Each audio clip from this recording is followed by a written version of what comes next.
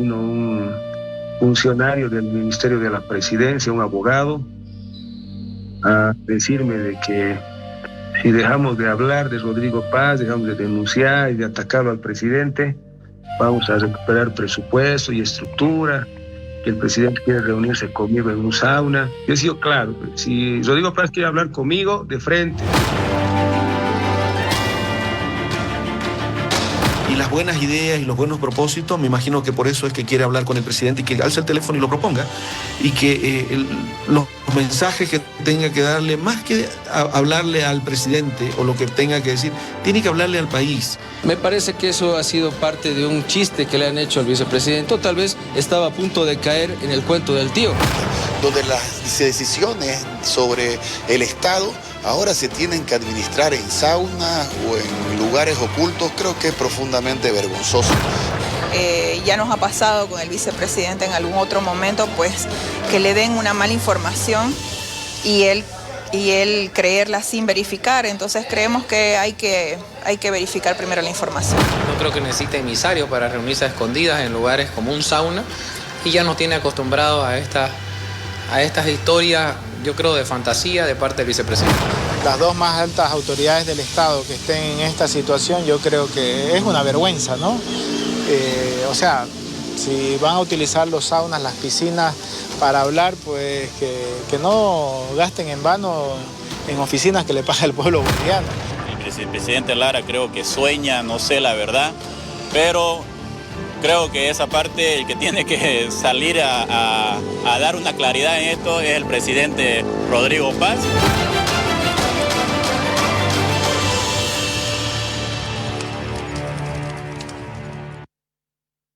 El vocero presidencial José Luis Gálvez ha negado tal invitación. En ningún momento se ha enviado un abogado a invitar a Edman Lara a reunirse con el presidente en un sauna, dijo. Que dé el nombre del abogado, dijo, porque nadie del gobierno ha hecho esta invitación, señala.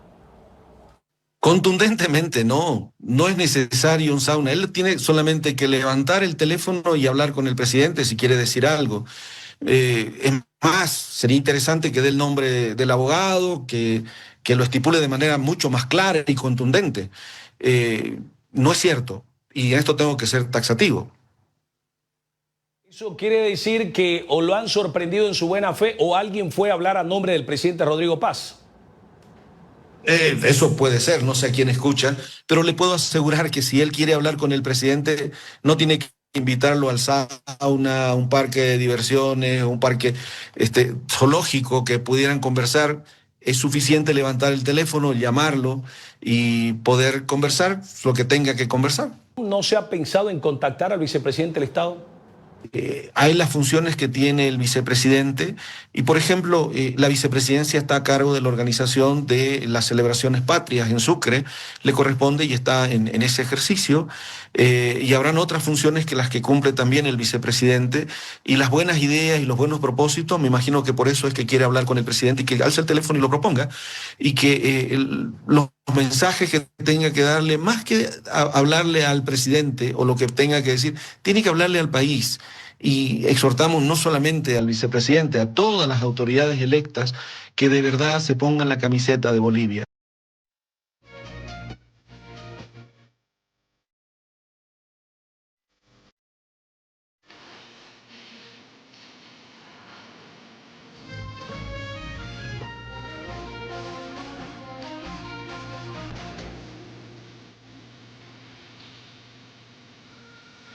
Carlos Subirana, ex candidato a la alcaldía de Santa Cruz, se ha referido a esta invitación que ha sido negada por el gobierno nacional y que ha sido develada por el vicepresidente del Estado. Dijo, eso de reunirse en saunas, dijo, da la impresión que estamos en la Cosa Nostra de Italia, dijo. ¿Qué es eso?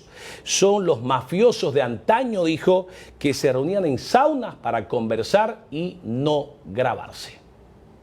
Ya da la impresión de que estamos en medio de la Cosa Nostra, ¿no? De las mafias, porque así es lo que los mafiosos de antaño se reunían en un sauna, y no en un sauna chuto, para no llevar micrófonos, celulares, video. Es difícil ponerlo entre los genitales, ¿no? en las nalgas. Entonces, eso de reuniones en sauna suena pues a cosas que han pasado aquí y cosas que han pasado con la P2, digamos, en Italia y en realidad con la mafia siciliana y americana. Que si usted junta esto, la policía dice, ¿dónde estamos?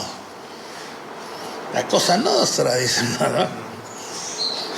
Es mafioso eso. Tanto hablaron para Lara que el presidente del Estado terminó yendo a la oficina de Lara cuando estaba la cosa color hormiga.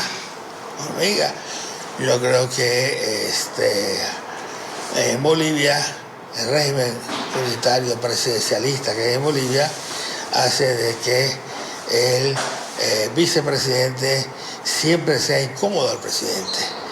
En época del doctor Hernán Siles Suazo era vicepresidente Jaime Paz.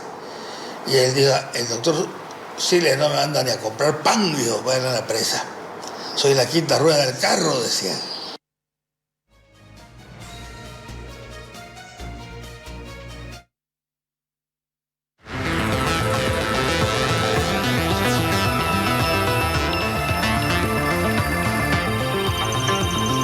Tanto el Ministerio de Economía como el Fondo Monetario Internacional han hecho público un acuerdo.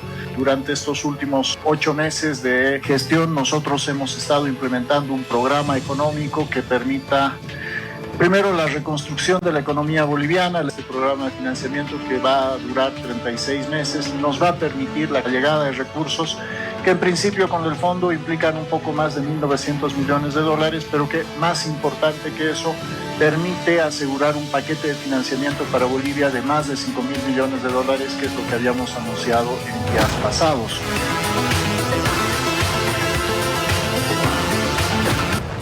Que se diga toda la verdad sobre las condiciones, que se diga cuáles son los programas SAP del Fondo Monetario Internacional, porque no son cheques en blanco.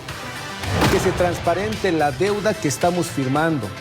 Se habla de hasta 1.900 millones de dólares a 36 meses y de catalizar 5.000 millones más con el BID y el Banco Mundial.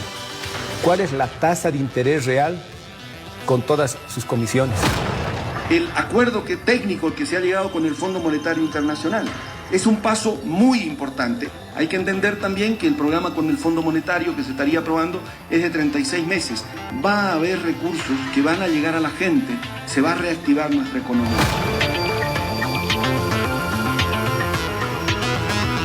Este monto importante va a coadyuvar al desarrollo económico del país, a la colocación adecuada del dólar en el contexto del mercado local, y esperamos que el desarrollo del país se venga en forma adecuada. Gabriel Espinosa catacora porque está repitiendo las mismas prácticas del pasado. Está tomando préstamos para comprar oxígeno, pero no está corrigiendo las estructuras de los problemas de este país. Hay que decir transparentemente para qué son estos créditos, cómo se va a pagar, de dónde se va a pagar, para que todos tengamos claro que es un crédito útil, beneficioso y que va a ser bien utilizado en las cuestiones que corresponden a los intereses nacionales. Esto nuevamente refleja que el gobierno está en una crisis económica y está en una desesperación.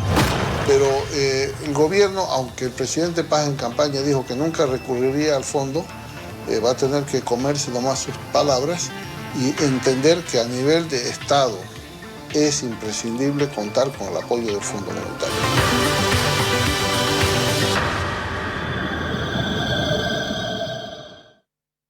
Son 1.900 millones de dólares a los cuales Bolivia podría acceder. Aún el directorio del Fondo Monetario Internacional no los ha aprobado y luego tendrán que ser aprobados por la Asamblea Legislativa Plurinacional. Jaime Dun, que es analista económico y ex precandidato a la presidencia, dijo: este crédito de 1.900 millones solamente compra tiempo, no da soluciones al gobierno nacional. Es hora de que el presidente dicte ajustes y medidas para recortar el déficit, para recortar el gasto y para incrementar la inversión pública. No sabemos las condiciones del crédito, al cuánto por ciento, en qué tiempo va a ser desembolsado. No sabemos hasta ahora si fruto de este crédito tendrán que crear nuevos impuestos y levantar totalmente la subvención al precio de los carburantes, señala.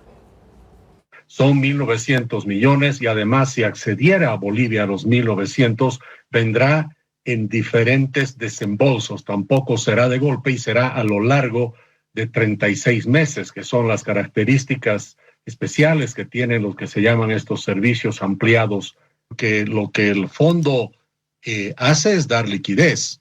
Lo que hace el fondo es ayudarnos a prestarnos tiempo, digamos, a comprar tiempo. Esta deuda compra tiempo, pero no compra en sí la confianza, la gasolina, el combustible.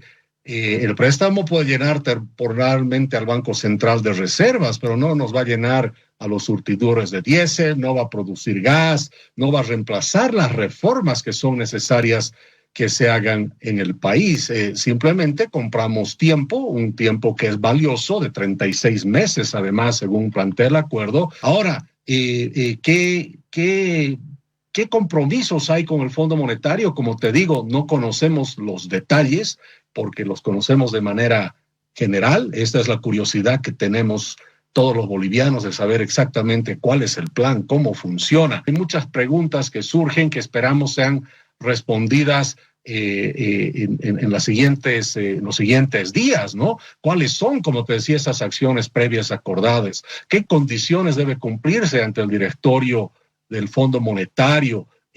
¿Cuándo va a llegar el primer desembolso? ¿En qué fecha? ¿Por qué monto? ¿Y el ajuste se hará reduciendo gastos y también incrementando impuestos? ¿Y qué empresas estatales serán cerradas o cómo va a ser? ¿Van a ser vendidas, liquidadas? ¿Y qué va a pasar con los yacimientos? ¿Qué va a pasar con la subvención?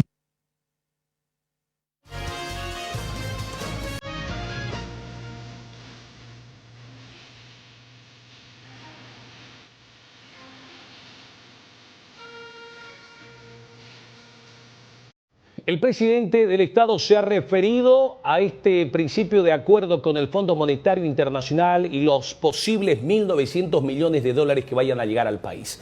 Vamos a leer un mensaje que ha publicado en sus redes sociales que dice lo siguiente. Tenemos buenas noticias. Bolivia recuperó la confianza internacional y seguimos concretando financiamiento internacional para reactivar la economía y darle certeza al bolsillo de los bolivianos. Siempre dijimos la verdad. 20 años de corrupción y despilfarro dejaron un país en una profunda crisis en la que estamos trabajando todos los días para salir. Estamos ordenando la casa, diciéndole la verdad a la gente, sincerando la economía. Productos del trabajo que se hizo, logramos recuperar la confianza internacional y con ello las posibilidades de financiamiento para obras, proyectos y dinamizar la economía. Llegamos a un acuerdo técnico con el Fondo Monetario Internacional para respaldar nuestro plan económico con 1.900 millones de dólares. Con esto abrimos la puerta a lograr 5.000 millones de dólares adicionales del Banco Mundial y Banco Interamericano de Desarrollo. Tenemos un rumbo claro, una estrategia económica con 5 pilares. 1, ordenar las cuentas fiscales. 2, fortalecer la protección social. 3, modernizar la gestión del dólar. 4, fortalecer el sistema financiero. Y 5, impulsar la competitividad, dice el presidente Rodrigo Paz.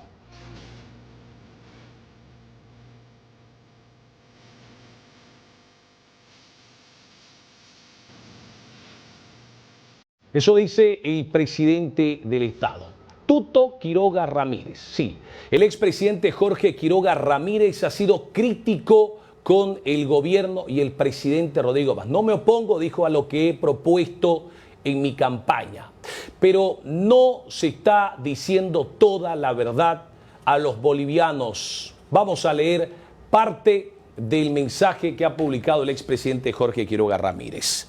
No me opongo a lo que propongo. Hace años que venimos planteando que para salvar a la economía en estado de coma después de 20 años de destrucción de Evo Arce, se requería una transfusión sanguínea masiva de dólares para estabilizar, salvar y reconstruir Bolivia. Este programa requiere un acuerdo con el Fondo Monetario Internacional que brinde apoyo y catalice otros confinamientos. El reciente anuncio del gobierno es un paso en la dirección correcta, aunque más pequeño y mucho más tardío que el que planteamos. Pedimos al gobierno ahora, ¿qué dice? publique el contenido del acuerdo técnico en su integridad, incluyendo las acciones previas comprometidas para la aprobación del directorio del Fondo Monetario Internacional. El Congreso debe recibir toda la información, sin excepciones, para el correspondiente tratamiento legislativo. Si después de 9 meses el gobierno tiene un programa, Bolivia necesita conocerlo y no solo el Fondo Monetario Internacional. Se devuelva todos los depósitos en dólares que han afectado a los depositantes que tenían que escoger entre desdolarización o corralito expropiador. Se autorice la apertura irrestricta de cuentas en dólares sin corralito o riesgo, como era antes del MAS. Se garantice el pago en dólares, si así lo pide el beneficiario de las remesas que envían hermanos desde el exterior. Garantice el suministro sin demora de diésel, que con este acuerdo aseguren la predictibilidad del tipo de cambio del dólar a bolivianos. Este acuerdo era mejor tenerlo antes de flotar el tipo de cambio. Desde la óptica política, en un acto de hidalguía y para preservar un mínimo de credibilidad y coherencia, sugerimos que el binomio del PDC reconozca que hicieron promesas que no podrán cumplir, como arrancar su gestión con renta de dignidad de 2.000 bolivianos, salario universal para mujeres, casas de 2 pisos, cerrar la aduana, 50 y 50 el primer día, acabar con las colas de combustible, etc. Acepte que no dijeron la verdad cuando aseguraron que no tocarían la subvención a combustibles, que no contrarían créditos y que no irían al Fondo Monetario Internacional. Solo la verdad nos hará un país libre y próspero. Aclaren todo, muestren todo, dice Jorge Quiroga.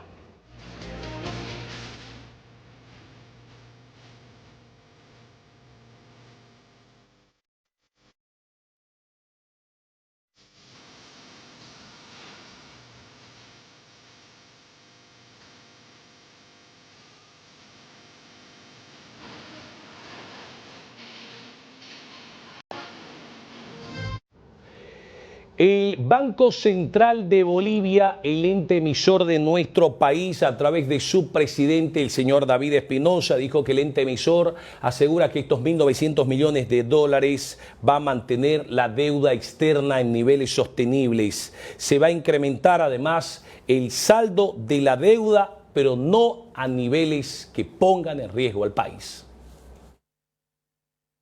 Con el fondo de 1.900 millones de dólares, efectivamente incrementará la deuda en ese nivel, pero también tenemos que considerar que este es un crédito en condiciones concesionales, ¿no? Una cosa es endeudarse a corto plazo con una tasa muy alta y otra cosa es endeudarse a largo plazo con una tasa baja. Ese es el crédito del fondo. Va a incrementar nuestro saldo de deuda, pero no va a subir a niveles por encima de los que están establecidos a nivel de los países. No estaremos cerca del 30% en la relación saldo de deuda PIB. Entonces es una buena deuda. Es una deuda que va a orientarse a los objetivos específicos que tiene y es una deuda concesional. Por lo tanto, es una deuda que va a beneficiar a los objetivos que planteamos en política económica.